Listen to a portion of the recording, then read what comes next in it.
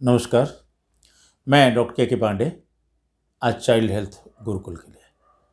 आज हम बात करेंगे वेंटिलेटर्स के बारे में, क्योंकि जब से कोविड-19 आया है, लाखों मरीजों की जान बची है इस बीमारी में और लोगों का विश्वास, जानकारी, इंटरेस्ट वेंटिलेटर्स के बारे में बढ़ा है। तो मैं ये बताना चाहता हूँ कि वेंटिलेटर्स होते क्या हैं, क्या काम करते हैं, कैसे करते हैं, क्योंकि कोविड-19 से पहले मेजॉरिटी लोग ये सोचते हैं कि वेंटिलेटर पे अब गए, अब तो बचना ज़रा मुश्किल ही है। लोगों की बड़ी नेगेटिव व्यूज़ होती थी। आज वो सोचते हैं कि अगर वेंटिलेटर है तो मरीज़ की जान बच सकती है। तो पहली चीज़, ये वेंटिलेटर नया नहीं है। बहुत सारे सिचुएशंस में मेडिकल फील्ड में वेंटिलेटर्स का दशकों से इस्तेमाल होता रहा है, रेगुलर बेसिस पे। यहाँ तक कि जो बड़ी-बड़ी सर्जरीज़ होती हैं, ऑपरेशंस होते हैं जो कई घंटे चलते हैं, उसमें भी वेंटिलेटर का इस्तेमाल नियमित रूप से होता है। कोई दवा की ओवरडोज हो जाती है जिसमें कि मांसपेशियां कमज़ोर हो जाती हैं, खासतौर से सांस लेने वाली, उसमें होता है। न्यूबॉर्न बच्चे होते हैं जो प्री टर्म हो जाते हैं, पैदा हो जाते हैं, तो उनके सांस जो फेफड़े होते हैं वो सांस लेने के काबिल नहीं होते, उसमें कुछ चीज़ों की कमी होती है, तो उसमें कुछ महंगे इंजेक्शन दिए जाते हैं और वेंटिलेटर पे 7 से 10 दिन, 14 दिन, 15 दिन जब बच्चे को रखते हैं तो बच्चे का सिस्टम जब अपने से मैच्योर हो जाता है, फिर बच्चा उससे बाहर आ जाता है। एक्सीडेंट्स के केसेस में जिसमें स्पाइनल कार्ड में या हेड इंजरी होती है और मरीज़ को जब सपोर्ट किया जाता है तो धीरे धीरे जब वो रिकवर होता है तो वेंटिलेटर से मरीज़ बाहर आ जाता है। पॉइजनिंग्स में बहुत ज़्यादा ये यूज़फुल होता है। इसके अलावा कुछ न्यूरोलॉजिकल डिजीजेज होती हैं, जैसे पहले के ज़माने में पोलियो में भी इसका इस्तेमाल था। एक जीवीएस करके होता है, गुलियन बारे सिंड्रोम बोलते हैं उसको, डॉक्टर सभी जानते हैं इसको। इसमें सांस पे भी असर पड़ता है, सांस की जो मांसपेशियां होती हैं उस पर जब असर पड़ता है तो मरीज़ सांस नहीं ले पाता और जान चली जाती है। लेकिन अगर वेंटिलेटर है तो थोड़े दिन रखते हैं, दवाएं दी जाती हैं, फिर वो मरीज उससे बाहर आ जाता है। तो ऐसा नहीं है कि वेंटिलेटर पे नहीं बचते थे।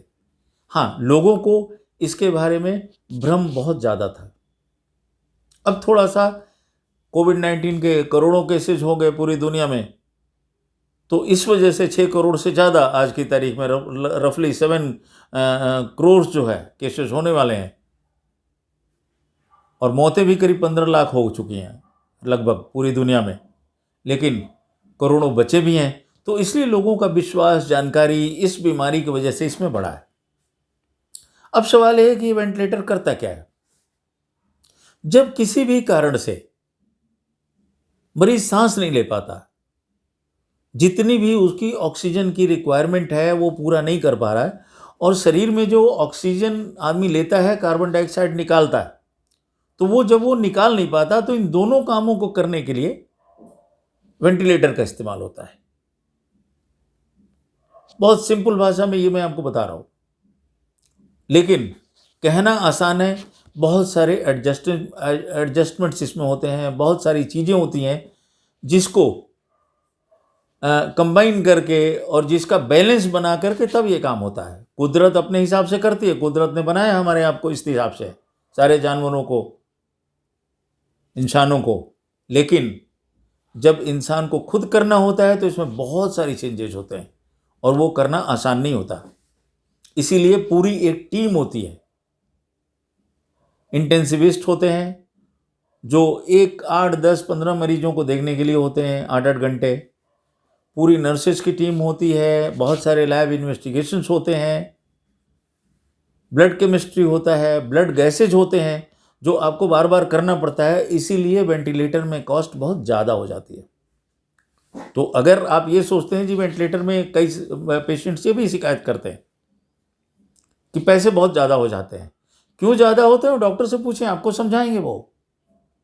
इतने ज़्यादा इन्वेस्टिगेशंस करने होते हैं, इतनी ज़्यादा इन्वॉल्वमेंट होती है हर वक्त कि इसलिए ये कॉस्टली हो जाता है।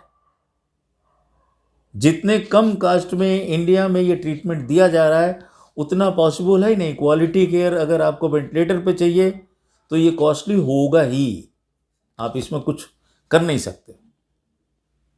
तो इसीलिए वेंटिलेटर पे अगर मरीज जाता है तो उससे पहले आप कॉस्ट जरूर समझ लें। अच्छा, अगर कोई कॉम्प्लिकेशन हो जाता है, जो कभी भी हो सकता है, तो कॉस्ट आपकी पर डे 15,000, 20,000, 25,000, 50,000 भी ज़्यादा हो सकता है। तो आप इस चीज़ के लिए भी तैयार रहें, वो डॉक्टर को भी नहीं पता होता है। दूसरी चीज़, मरीज कहता था वेंटिलेटर पे रख दिया, कब हटाएंगे?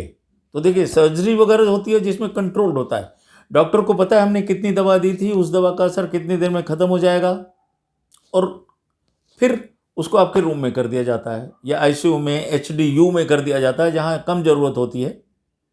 ऑब्जर्वेशन करके ठीक रहता है, फिर आपके वार्ड में या रूम में जहाँ भी होता है वहाँ कर दिया जाता है। लेकिन इन सिचुएशंस में जो बीमारी होती है, इसमें डॉक्टर को भी नहीं पता हो कि बीमारी क्या कोर्स लोगी। जैसे कोविड में ही देख लीजिए, यंग बच्चे भी इसमें मर रहे हैं, ऐसी बात नहीं है। हाँ, बहुत कम मौतें हो रही हैं। मेरा एक इस पे वीडियो भी है, जो कि कोविड डाटा से आप समझें कि कितना सीरियस है ये।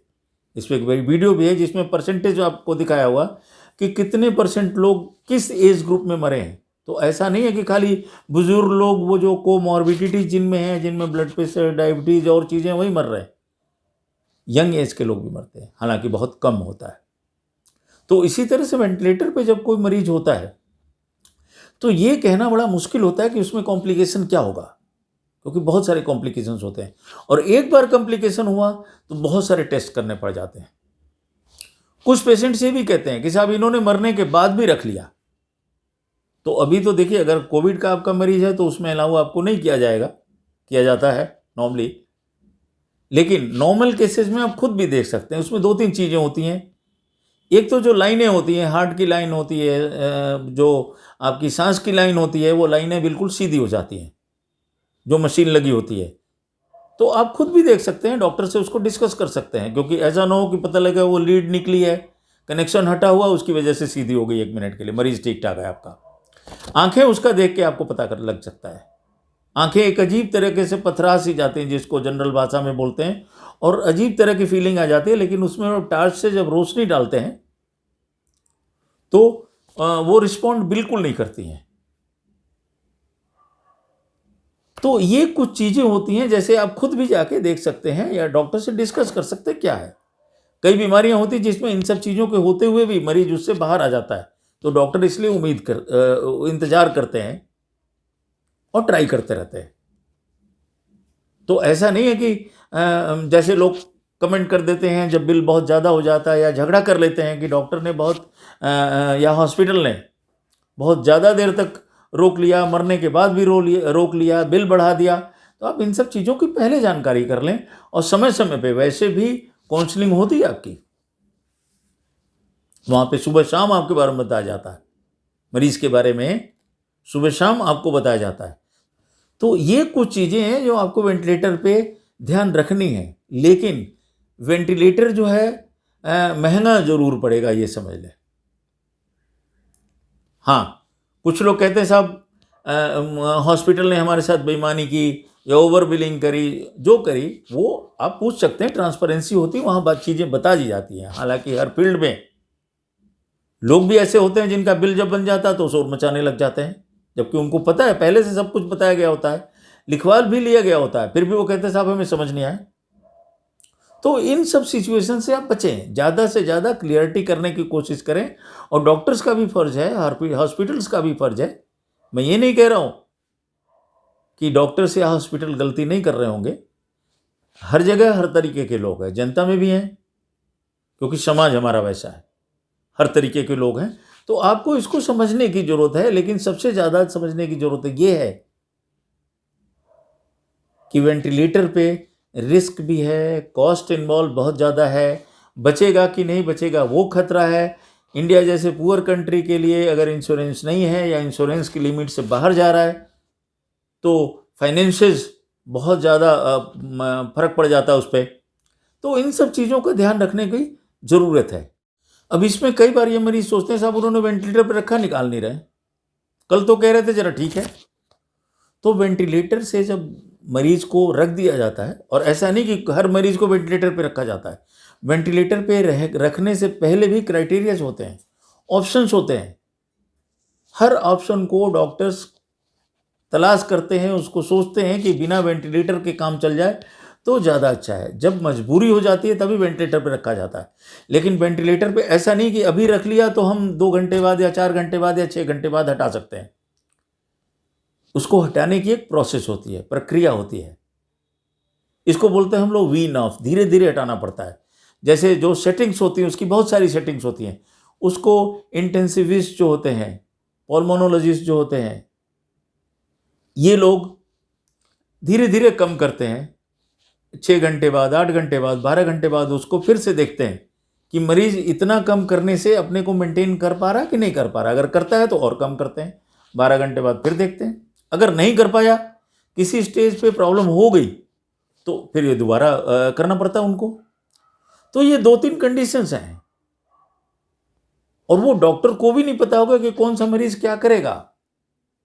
इतना क्लियर इंडिकेशंस नहीं होते हैं।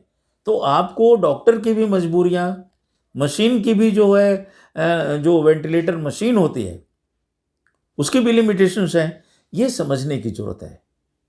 सबको बैलेंस करके डॉक्टर को चलना होता है और ये इतना आसान नहीं होता। इसीलिए वेंटिलेटर्स की या आईसीयूज बहुत सारे स्टेट्स में बहुत अच्छे नहीं हैं, या हैं तो 1-2 जगह, 4 जगह ही हैं बड़े बड़े स्टेट्स में। बहुत कम बेड्स हैं इंडिया में। तो आपको इन चीज़ों को समझने की ज़रूरत है थोड़ा बहुत। आपके कोई सवाल हैं ज़रूर पूछें, इस वीडियो को शेयर करें। आपके कोई कमेंट्स हों तो कमेंट बॉक्स में ज़रूर डालें। अगर सब्सक्राइब अभी तक नहीं किया हो तो सब्सक्राइब ज़रूर करें। फिर मिलते हैं आपसे अगले वीडियो में।